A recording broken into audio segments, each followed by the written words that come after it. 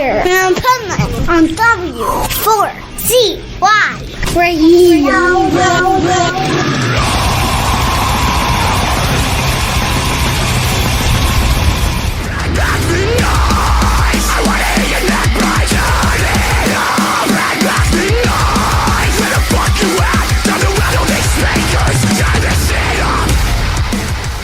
This is the Pipeman here on the Adventures of Pipeman W4CY Radio, and I'm here with Sabian and Lockie from Alpha Wolf. Yes. And okay, I got to tell all the listeners, we were just about to start the interview. We were told we wouldn't have much time because it was already a code orange, but that meant we probably had like 15, 20 minutes. And then 2 seconds later, code red, fastest code red ever. Yeah. Ever. Get out of here. We've never experienced this. Right? This is all new to us. So now we're back in the trailer doing the interview. Yep. We had to jump through a few hoops, but we made it happen. And we are sheltering in place, so we're good to go. We are safe. Is that security guard you beat up okay? Not so much, no. I just went and got somebody that could escort. Yeah. You know, I thought you would be able to. That's weird. Apparently not. Guess not. Okay. And okay, you're Australian. You got a Pro Bass Shops hat on. Did you get that across the street? I got this yesterday in Jacksonville. Oh, really? Yeah. See, because there's one right across the street from the venue. I'm going to have to get another one, honestly. They're like $10. I've been here like 5 times, and I see them everywhere. I don't fish. I don't hunt. I don't even go outside that much. It's just a cool hat. It's just a cool hat, man. See, yeah. I like your style. Yeah, I don't know any of their songs. Like, so. Yeah, they're a Daytona band. They're called Pro Bass Shops, and they all just play bass. Yeah. Fuck off. Could you imagine a band that only had bass? Like everybody in the band played bass. That probably exists, and it probably sucks. It probably does the exist Omnific? somewhere. Do they have? They're 2 basses. Is that it? And drummer. Oh, true. Yeah, Two, that's not a big deal. they're like 14-string bass guitars. I know a band that one dude has this cool guitar that is both a guitar and bass. Like the upper neck is a bass and the lower neck is a guitar, and he plays that shit. That's kind of sick. I can't even play a normal guitar, let alone that. Right? Like what if you can't figure out which neck you're supposed to be on? Like you forget which is the bass and which is the guitar. Maybe in the future when we have 4 arms. Right? Yeah. But right now... Are you planning that? Is that like an Australian thing? Do people like in the dig out? Oh, we're working on it. Like, I go to Lockie's house sometimes, and he's got an arm growing out of his closet, but it's not fully formed yet. Yeah. It hasn't developed sentience yet, so we can't teach it patterns like guitar riffs and stuff like that. How long before it's ready? I think it's been going for about 14 weeks now, and I think maybe like another 30 to 36 weeks until there'll be a brainstem attached. Now, is that going to be like AI and just eliminate any guitarist? It's a clone of Sabian's brain. So it's like a baby Sabian brain. That's the plan. It hasn't shown up yet. But yeah, so we don't fuck with AI. Just, cellular reconstruction and duplication. Nice. Well, I'm glad because AI musician or music is stupid. It's bad. Like, come on. No. Like, you can't take... First, in the States, at least, first they take art out of school. Now you're just taking the artist away. Yeah. You know? Yep. Even it's so funny seeing people, like, post and complain about it on forums. Like, I've been listening to this band for 4 months and I just realized they're AI. I feel so duped. And it's just like, I don't know if I feel bad for you, or I don't know if I want to kind of laugh at that. See, I think he should have said, I feel stupid. Yeah. Because come on. Yeah. But I don't want to say that to someone and then get duped myself, That's true. And it's getting crazier every day. Like, I feel like I can tell just because I listen to so much of this shit. I think what's important is you don't have to say it to them, just talk about it on an interview. Yeah. You're right. Don't say it anywhere that gets put up on the internet or anything. Yeah, like nobody's that. going to hear it. This interview is not AI, I swear. It is not AI. No. I refuse to have an AI interview. I don't think AI could even duplicate me. We did the captures beforehand. We're good. So, I was going to tell you about, storms that relate to you. We were talking before, like Florida storms are similar to Australia. Well, I live in South Florida near West Palm Beach, and I surf. And most of the time there, it's flat because we're blocked by the Bahamas. So we pray for hurricanes because that's when we get surf. If there's a hurricane coming tomorrow, you will see so many surfers in water because, the waves will get 10, 12, 15 feet, and you never see that unless there's a hurricane. We have the same thing. And but you have good surf in Australia. And then it gets not good enough for the surfers. We don't surf, but you see the absolute crazy motherfuckers go out in giant storms because the surf's even better. See, now you just confirmed that Point Break movie is true. Yeah. Because I actually interviewed a band that they do surf, and we did talk about that, and they're like, it's not like that at that beach. Because, when you're in the U.S. and you're a surfer, it's stupid, too, because I think about it sometimes, I probably wouldn't do it. But it's like the dream. You're like, man, I want to surf that 50-foot wave that Bodie surfed in Point Break. I think any actual crazy surf beaches in Australia would only be known to the locals there. They get weird like that. Right. That's true here, too. Surfers, have attitude and they're assholes most of the time. And mine, Dad used to surf. He's busted himself up too much now. He used to drag me to go surfing. I haven't done it in ages. And he just kept getting really, really good. And he kept taking me to scarier and scarier beaches and stuff like that. I was on a foam board spending 30 minutes trying to paddle out. And we're on a fully reef beach. Dad's just out there in the sticks. I'm just I'm not doing this anymore, man. You're going to kill me. Right? I don't like reef surfing or rock surfing. It's all you got to do is wipe out once and you are cooked. That's it. Yeah. My one of my best bros, he passed away a couple years ago. He was a pro surfing champion in the 60s and a famous surfboard designer. And he died because he had neck surgery and they killed him. Why did he need neck surgery? Because he wiped out into a reef.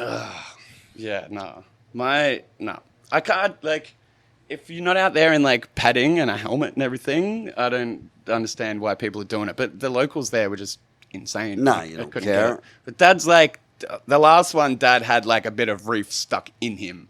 Oh, yeah, that's no fun. Punctured his weddy and everything, had to go to hospital and get it pulled out. And part of it, is still in there, I'm pretty sure. Ooh. Yeah. Yeah, that's why I stay away from reefs. I was in Bali for 3 months, and there was one place to surf that you literally had to paddle out into the middle of the ocean. Yeah.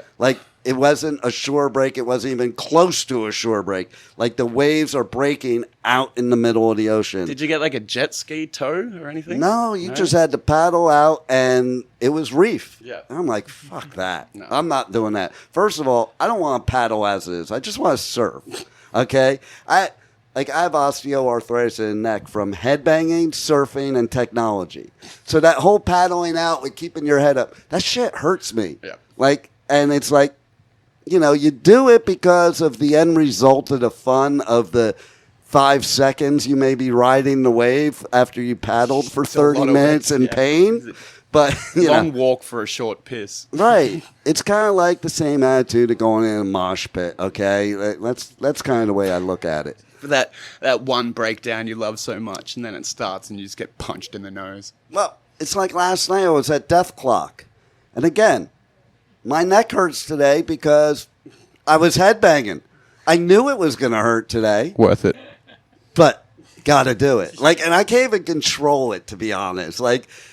With Gene Hoglan drumming, I can't not headbang, okay? So how about you guys? How was your set here at Welcome to Rockville?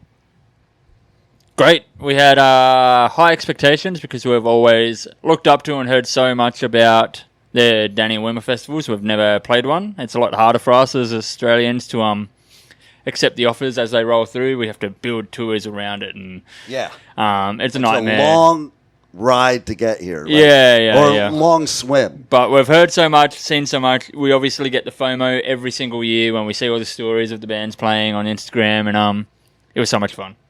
Nice. Everything went well. Crowd was amazing. The crew here are amazing. Everything's been great. That's more I want to hear about. How does Danny Wimmer treat artists? I ask every artist that in all my years doing it. My only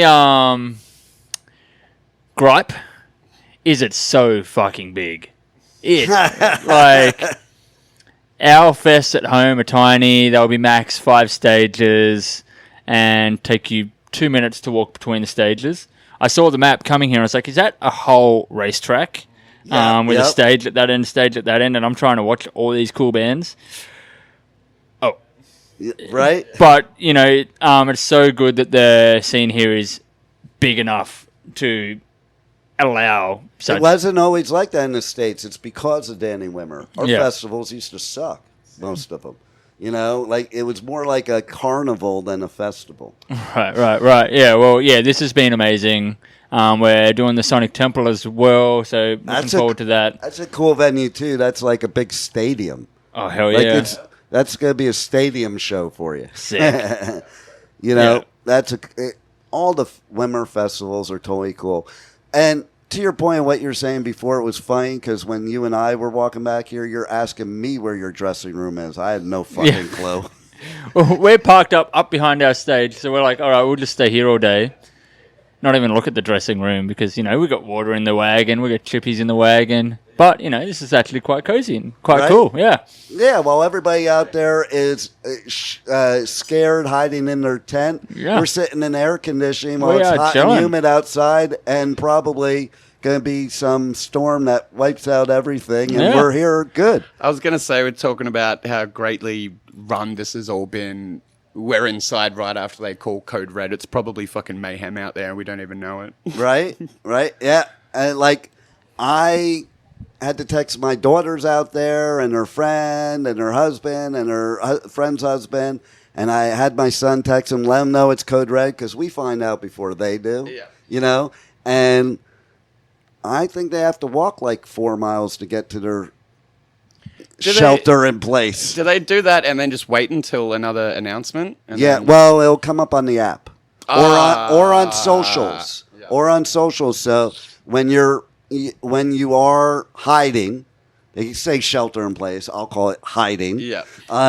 Yeah. You either look at the app or Facebook, and it'll tell you when it's time to come back in. But basically, it has to do with the lightning. If the lightning's within 20 miles, you're a Code Red. Okay. We might not even get anything. Yeah.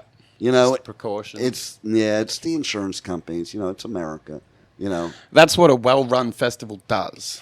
Well, that's the point. Keep people safe. Because I'll tell you what, I've been to a not run well festival. Have you ever heard of festival Blue Ridge Rock Festival? Funny story about Blue Ridge Rock Let's Festival. hear this. Let's hear this. We played the final year. I was there. We were the last band on our stage before the storm hit. We were packing away our guitars, like we just played our last note, said goodbye, taking our stuff off stage, and it came out of nowhere. During our set, it was beaming sun, great times, and it just came out of nowhere. So we're packing our trailer right behind stage, and they just opened the emergency gates to backstage, and the crowd ran back there. Invaded the green rooms. We had 20 people in our trailer with us taking shelter, and we're like, obviously we had a fun time. It was funny as fuck. We're like, hell Right. yeah. But at the same time, like, we don't know if things got stolen from the dressing rooms, anything like that. Like, everything got torn apart. They're like, yeah, they went to catering and just started stealing all the food, and, you know, any waters like this that we can see in our green room right now, they'd be gone. Really funny to look back on, but I'm sure someone was pissed off about it. Okay, so I'll tell you my story from a different perspective, okay? And now I was thinking while you were talking, I was thinking about the story, and I was like, well, maybe it's just me. Because, okay, I was doing an interview, just started an interview. And I was wondering why they were letting me still do an interview, because I live in Florida, and I can tell when the storm's coming. Like, I live down South Florida, and when my doors are open, I know when a storm's coming because shit starts flying all over my apartment off the walls because this like strong wind will come in first. Yeah. And that's what was going on at Blue Ridge. And I was doing an interview, but I'm a diehard. I'm like, until they tell me to get out, I'm staying here. Yep. Like, it even happens, okay, in my place where I live, they evacuate. I live on an island. And once you're supposed to be completely evacuated, you're on your own. Like, there's people that will stay and not go. And I think they're assholes because they put first responders at risk. But first responders aren't coming anyway. Like, they tell you, once the island's closed, you're on your own. We have the same with our bushfires. Right. When they tell you to get the fuck out, leave everything behind, there's people that, like, refuse. Yeah.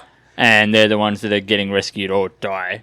Exactly. It's like, if they tell you to get out, get the fuck out. So here's when I think I should get... Did you ever watch the movie The Amityville Horror? Hell yeah. Okay, so you know how a house tells you to get out? Like, if a house told me to get out, the house doesn't have to tell me twice, okay? Yeah. I'm getting the fuck out, okay? But in this scenario, I was just waiting for the people in charge to tell me I couldn't finish the interview, okay?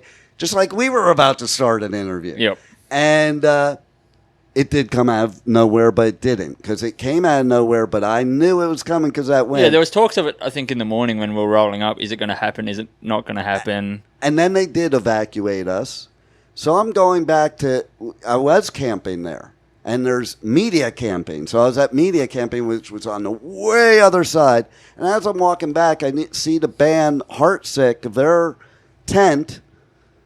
They were trying to save all their equipment. Oh, yeah. And so I went over to help, and there were 4 of us holding the sides of the tent.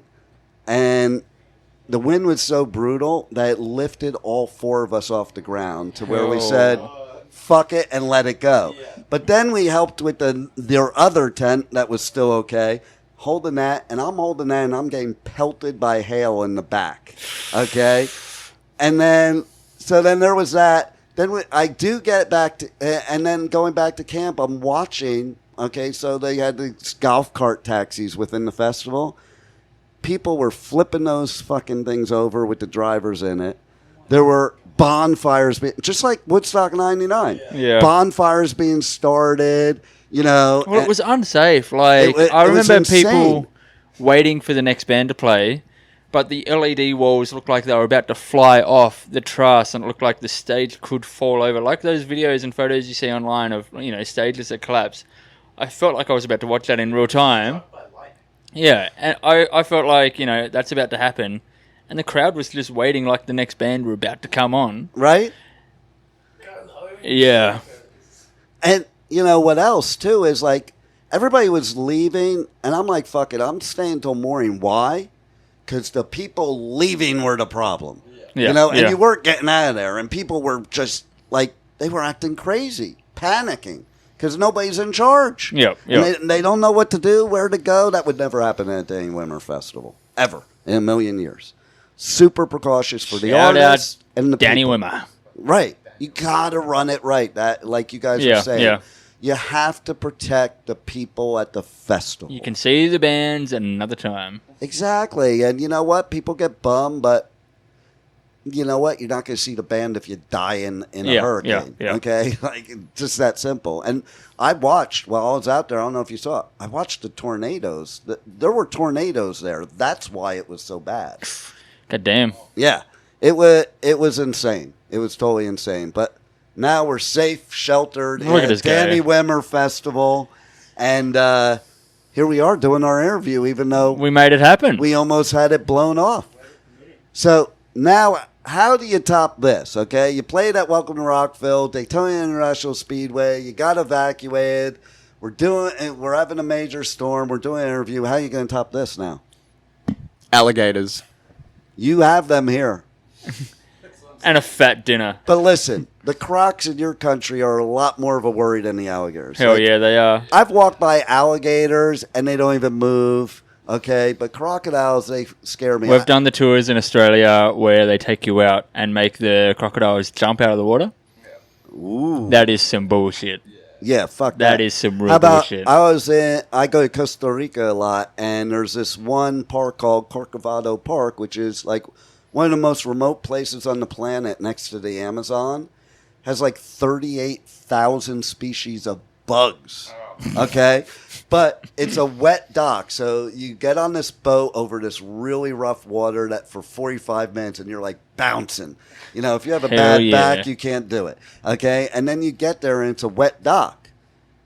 Well, guess what's in the water that you have to walk by to get onto the island, onto the park? Crocs.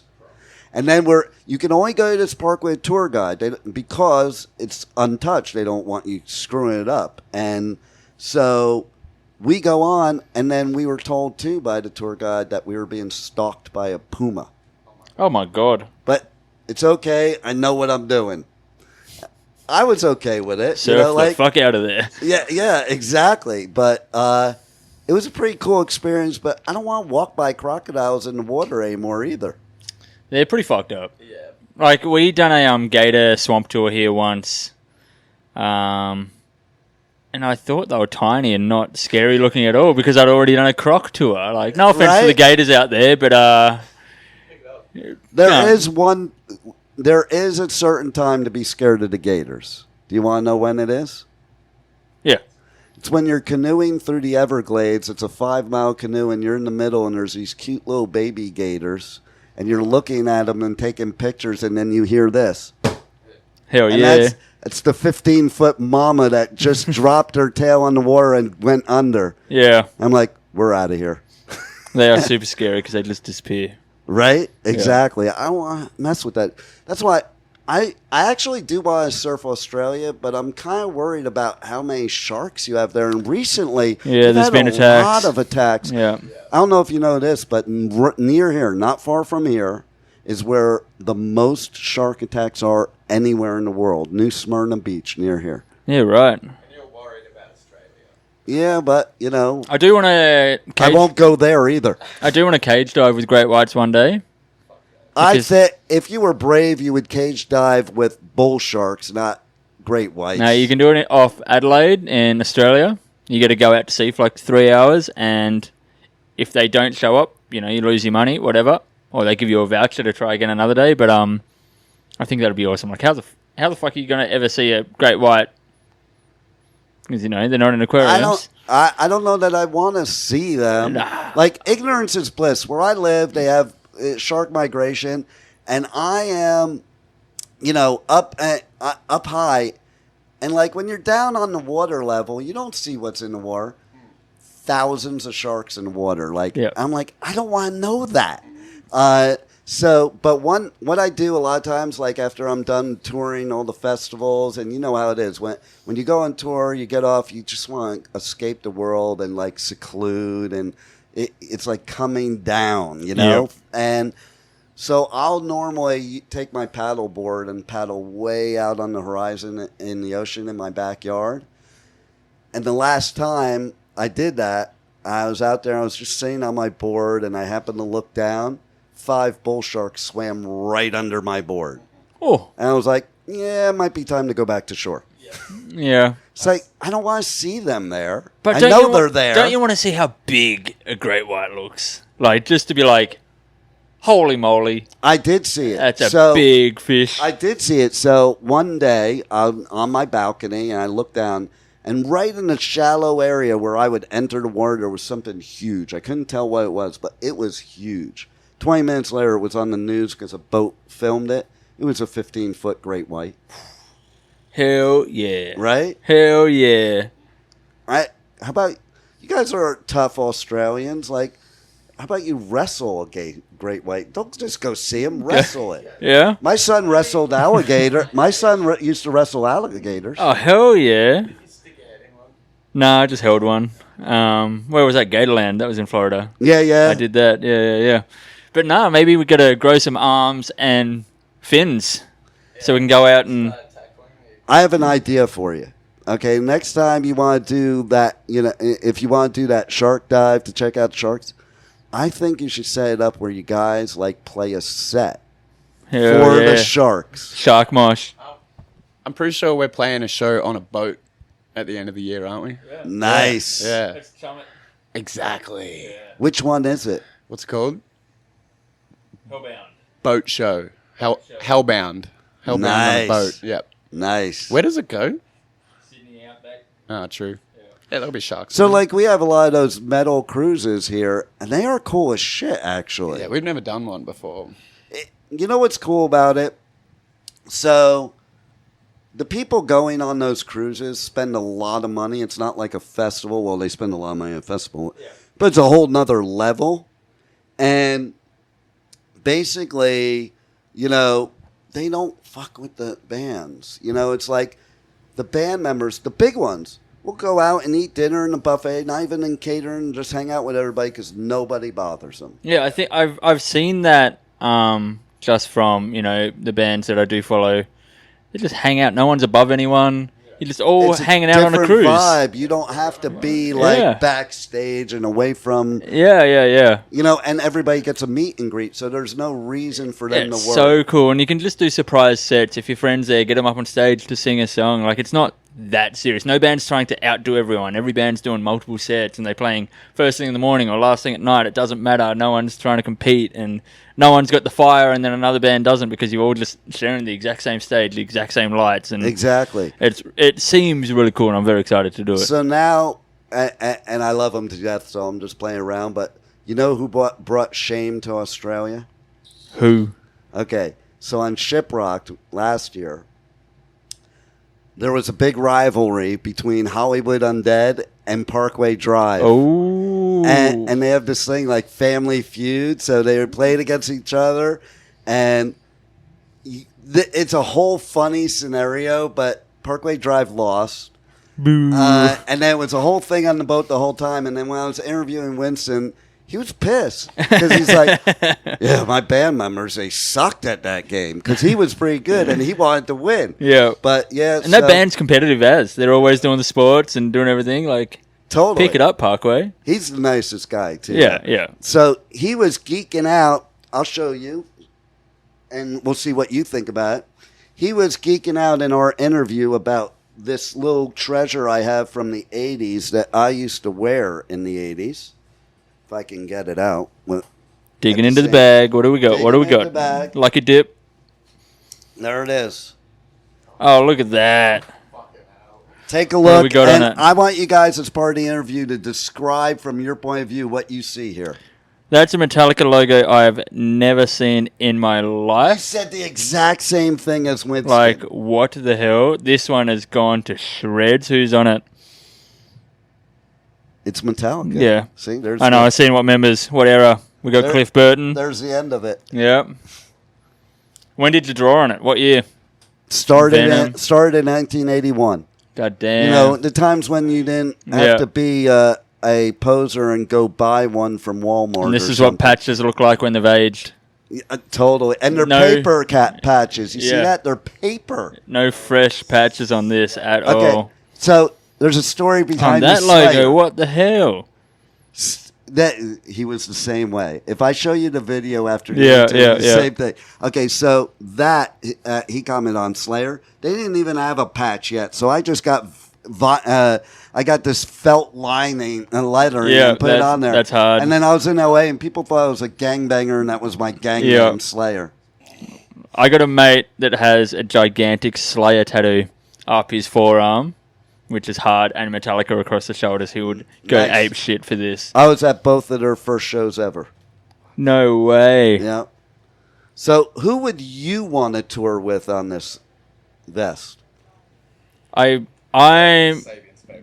fucking love Metallica, so 100%. But we have this weird thing where we don't know how beneficial it is to support legacy acts because their fans are so diehard Yeah. that they don't give a fuck about the opener. You cannot win them over because they just love that legacy band so much. Like we love supporting bands to win fans over, but trying to win over a diehard Metallica fan. But you could be the next Metallica because what happened to them they were openers. And if you watch some of the documentaries, the bands that played after them hated it because Metallica in Yeah, the yeah, beginning yeah. won over the crowd over the. Is that the band's tour head. where Metallica ended up headlining or something? They swapped halfway through? Yeah. Yep. Yeah. Yep. So, like, that's who you could be. Shoot for that. You know? Come on, Big dick Metallica's Metallica. only got a few years Yeah, left. yeah, Come yeah. on. I need to see Metallica again very soon. I missed the last Australian tour. So, what else do you want to tell the listeners that we haven't covered already about your music, about what you got coming up, and all that good stuff? We've been working. I don't know how much we're allowed to dabble into. The manager's not in the room, so maybe we could just spill some beans. Like our last album came out 2 years ago, so we'll do some new music, but we've been cooking. We're trying to do some new things though. Like everything's all computery these days. So when I go out for walks, I'm taking like a microphone with me to just record sounds I hear, and I need to incorporate that into the music. I love that. Then it's so personal. It's like it's my world to turn it into the music, and like just. Were you like drumming on like a hollow log the other day, like a stick? Yeah. Nice. Like, just everyone's got their head stuck in their computers these days trying to find the sound, and then I've seen bands use sounds, and then someone else has already used that sound. Yeah. Like, if they're not living my world and recording the things that I hear, so yeah, and then trying to compile that into music, it's shaping up to be absolutely crazy. So many songs now, I think, could be a double album, concept album. Like, we're cooking, absolutely cooking. I love it. I love it. But that's our world. There might be some really, really big things coming, like a Bass Pro Shops tour. Bass Pro Shop. Maybe there could be clues there. I don't know. Yeah, I don't think I need to touch on anything else. I know what you should do. You should tell everybody your socials and everything so they can follow you and get the notification when the announcements come. Well, funny you say that because I think a name change is on the horizon. Whoa. So, like... Wait, can you tell me about that? Well, the whole alpha thing... Are you turning into, like, Beta Wolf? That's the thing. Like, we get hated on so much because of the alpha thing. We named the band that fucking 15 years ago because we saw a Liam Neeson movie with a fucking cool wolf in it. And we thought that was cool. We didn't know it was going to be a gigantic marketing ploy 15 years later. We need to sell thousands of T-shirts. And not everyone wants to wear the word alpha on their chest. So we're contemplating a name change. So the socials might change. Yeah. I don't want to spitball the ideas yet, but... We have a name in mind too, but yeah, everything's slowly burning on the back end. Yeah, like It's it up on T-shirts to see how it fits and everything like that. Like the branding needs to be on point, but it's so hard to rebrand a band name. You know, like we have our fan base already, and everyone knows who we are. We don't want to lose that at all. So we need to find the smartest way to go about it. Could call it Beta Bass. Beta Bass. Yeah. Bass Wolf. And then you could have a logo that's like a bass and a wolf, like together. Yeah, that's when you could use AI. Cage dive. Cage dive. Nice. Write that down. Yeah. See, there you go. So, anything else you want to share, or we cover everything? I think. Is the storm past us yet? Yeah. Oh, really? Then we're probably code red still. Do you see rain? No, I don't. Well, we're probably in the safest place in the whole festival, I think. Hell yeah, we are. So, We are what ready. a way to do an interview. And I'm glad you got to play and didn't get screwed out of we're happy. that. You didn't get screwed out of the interview. And so it's a good day. And now We're you can sorted. just chill and have fun. And thanks for being on the Adventures of Pipeman. Dude, thanks for beating up that security guard so you could sneak back here, and it's been great. There it is. Thank you. Thank you.